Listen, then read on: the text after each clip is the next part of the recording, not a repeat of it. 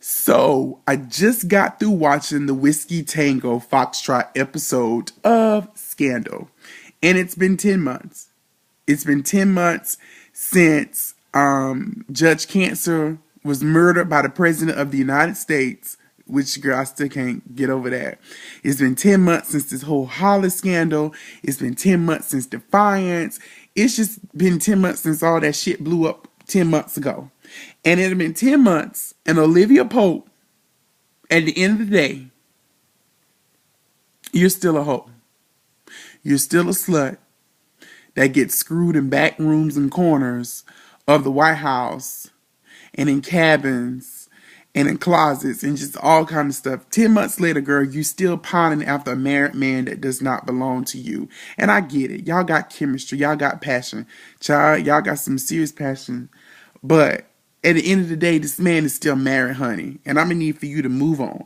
Okay? It have been 10 months and you still pining after Fitz. But anywho, I'm sick of all the long eyes. I'm sick of all of the gazes that y'all giving each other, child. But T is, honey, I'm sick of it, but I just can't get enough. That passionate them two guys is boots, honey.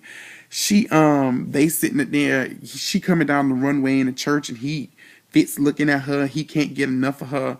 They sitting there looking at each other like this right here, holding the little black baby, the little black token baby. And Cyrus and James could have came up with a better name than Ella. They could have called her Timaquatisha or Keisha or Shablaze Blaze or Shanae or something like that. Keep the girl true to her roots or whatever. But anywho, y'all sitting there at the christening, yearning each other. So Olivia gonna go walk out down the hall. Now she knew that man was gonna come after her, and she's switching and twitching, walking down the hallway, gonna try to speed up. What you speeding up for? You know that man coming for you, and you know that you secretly wanted it.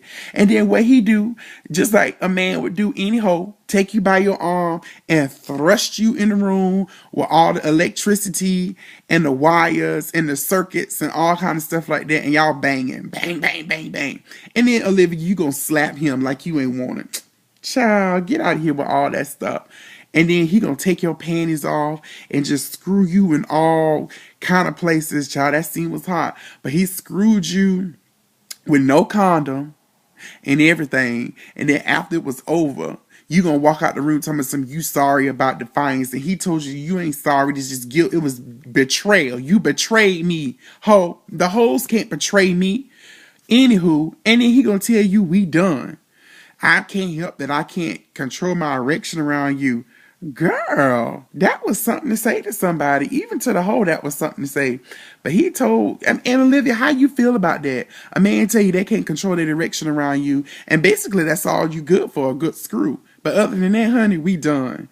So, Olivia, go ahead and move on, child. This new crazy general or chief of staff in the army or Pentagon, whatever he is, he looking at you, child. You don't even know, but he might be a little bit more stable than Fitz crazy ass, because he don't even realize the people that got his best interest in heart.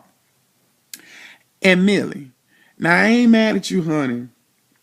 Ain't nothing wrong with you trying to re-seduce your husband, trying to put a little fire, a little spark back into your marriage. You went in the shower with him and you went down for a little morning pick-me-upper. Ain't nothing wrong with that.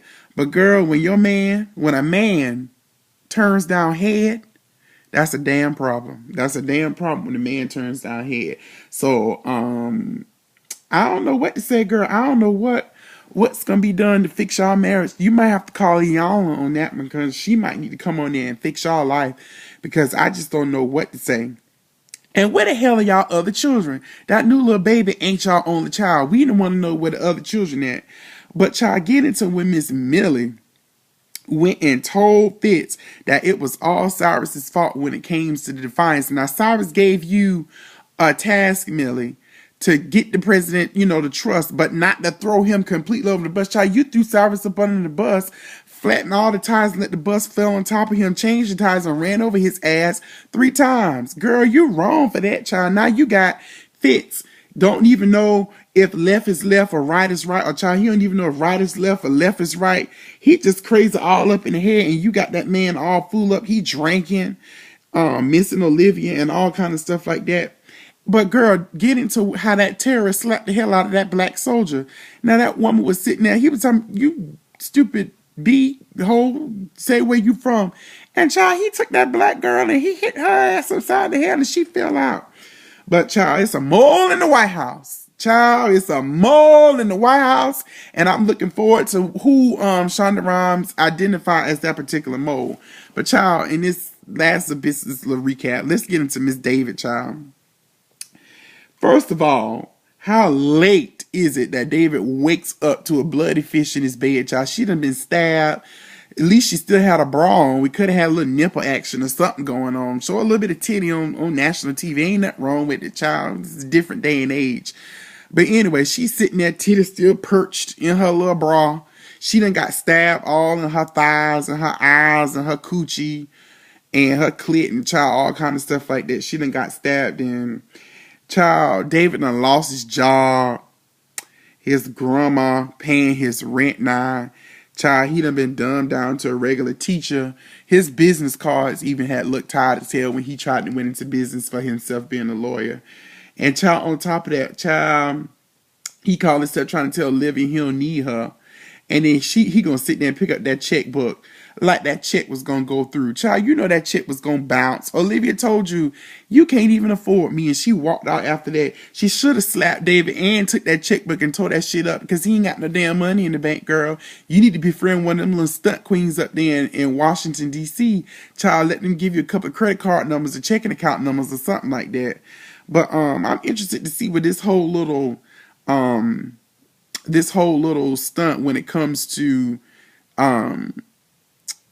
the little hole that was selling all the stories and stuff like that, and she ended up dead, little bloody fish. That's what I'm gonna call her, bloody fish. She's, so I'm interested just to see where this whole thing goes. But that's my recap for Whiskey Tango Foxtrot. Let me go watch this next episode so I can get ready for tonight's episode. Bye, girl.